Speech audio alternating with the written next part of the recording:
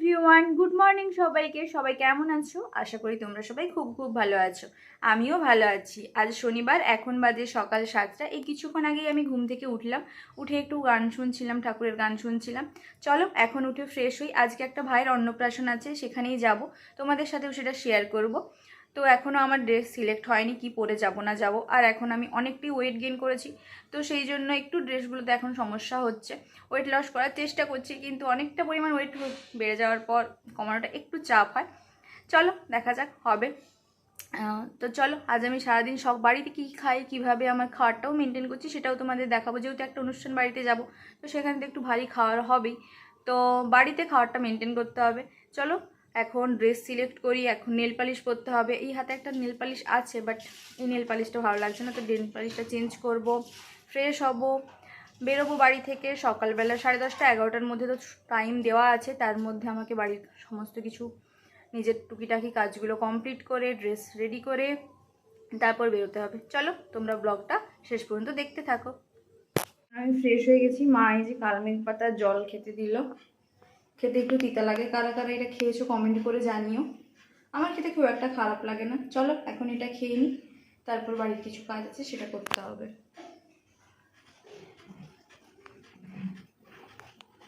এখন বাজে সকাল 7:45। এখন এই যে চিয়া সিড আর গরম জলটা খাবো। এই চিয়া সিডটা কালকে ভিজিয়ে দিয়েছিলাম রাত্রিবেলা, এখন তাতে গরম জলটা মিশিয়ে এখন এটা খাবো। চলো এখন এটা খেয়ে নিই। এখন আমি এই যে এতগুলো নেল পালিশ নিয়ে বসেছি। এখন হাতে আর পায়ে নেল পালিশগুলো পরবো। আর একটু একটু যে নেল পালিশগুলো ছিল সেগুলো সব রিমুভ করে নিয়েছি একটু আগে। এখন এই যে কফি নিয়ে বসেছি। কফি খেতে খেতে নেল পালিশটা পরে নিই। চলো, আর ওপাশে মা বসে সিরিয়াল দেখছে ফোনে। চলো এখন আমি নেল পালিশগুলো পরে নিই। বাড়ি থেকে 11:30টার দিকে বেরিয়ে এসেছি। এই যে মামি আর মামার মেয়ে বনু সাথে এখন টোটোয় করে যাচ্ছি। আর এত তাড়াহুড়োর মধ্যে ছিলাম, তো নিজের আর ভিডিও করা হয়নি। এখন পৌঁছে গেছি যেখানে অনুষ্ঠান বাড়িতে আসছি, সেইখানে এই প্যান্ডেলের গেট দিয়ে ঢুকবো। গিয়েই তো প্রথমে একটু দইয়ের লস্যি খেলাম। প্রচুর গরম পড়েছিল, তো সাথে সাথেই যেতে যেতে স্যার বললেন যে লস্যি খেতে। তারপর খেলাম পকোড়া। আর এই পাশে স্টলগুলো তোমাদের সাথে শেয়ার করছিলাম। প্রথমে একবার পকোড়া নিলাম, তারপর ফ্রুট স্যালাড খেলাম। তারপর সেদিন এত গরম ছিল, আবার একটা দইয়ের লস্যি খেয়েছি। আর সেই গরমে দইয়ের লস্যিটা যেন খুব আরাম দিচ্ছিল। আর খাওয়ার খেতে ইচ্ছা করছিল না, যেন মনে হচ্ছে শুধু ঠান্ডা কিছুই খাই।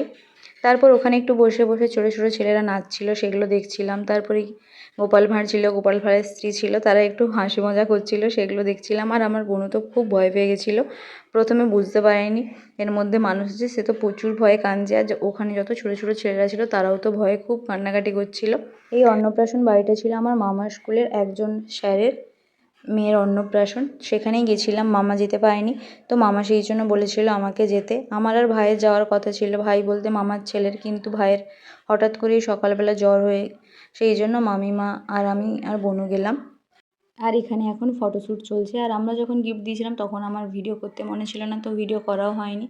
মামা একটা কাঁসার থালা কিনে দিয়েছিল, সেটাই গিফট করেছি। এখন এই যে দেখো কেমন করে হাসাচ্ছে, একজন মহিলা এরকম করে দাঁড়িয়েছিল, সে অমন করে দেখাচ্ছে। তারপর গোপাল ভাঁড় ছোটো ছোটো ছেলে মেয়েদের চকলেট দিচ্ছিল। আমি বনুকে নিয়ে গেছিলাম যে চল চকলেট দেবে। প্রথমে তো সে ভয়ে কান্নাকাটি করছিল, যেতে চায়নি। তারপর যখন গোপাল বাড়ির হাঁড়িতে চকলেট শেষ হয়ে গেল, তখন সে বলছে চকলেট নেবে। এইভাবে অনেকক্ষণই কাটলো। তারপরের দিকে তো বনুর শরীরটা একটু খারাপ হয়ে গেছিলো। তারপর আমরা খেতে বসলাম। মেনুতে কী কী ছিল সেটা একটা আলাদা ভিডিও করে শর্টসে ছেড়েছি, তোমরা চাইলে সেটা গিয়ে দেখে আসতে পারো কী কী মেনু ছিল।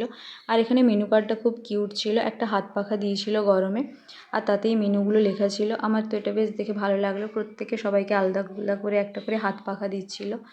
তারপর খাওয়া দাওয়া কমপ্লিট করে একটা আইসক্রিম নিয়ে হাত ধুয়ে একটু খেতে খেতে বসলাম। তারপর খাওয়া দাওয়া কমপ্লিট করে একটু স্যারের সাথে দেখা করে তারপর বাড়ির জন্য বেরিয়ে এলাম। বেলা খাওয়ান খেয়ে এসে তো আমি ঘুমিয়ে গেছিলাম, তারপর আর কোনো কিছু ভিডিও করা হয়নি। আর অন্নপ্রাশন বাড়িতে গিয়ে আমি তেমন একটা ঠিকঠাক করে ভিডিও করতে পারিনি, আমার খুব লজ্জা লাগে।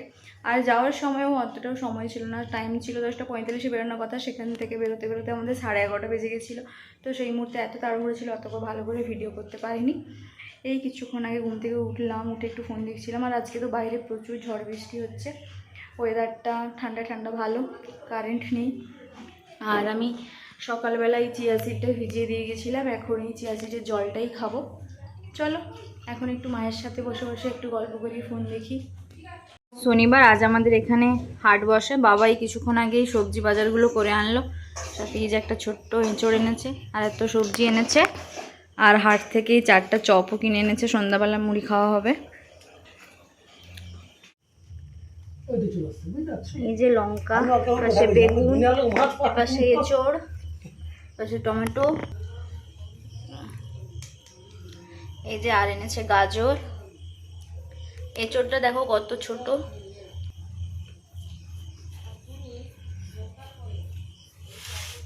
আর বিট আছে পাশে, এখানে আছে শসা, আদা, এপাশে আছে ভেঁড়ি বা ঢ্যাঁড়স যাকে বলে।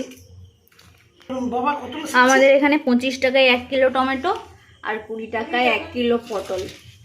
আর এই ভেন্ডিগুলো 20 টাকায় 1 কেজি ভেন্ডি।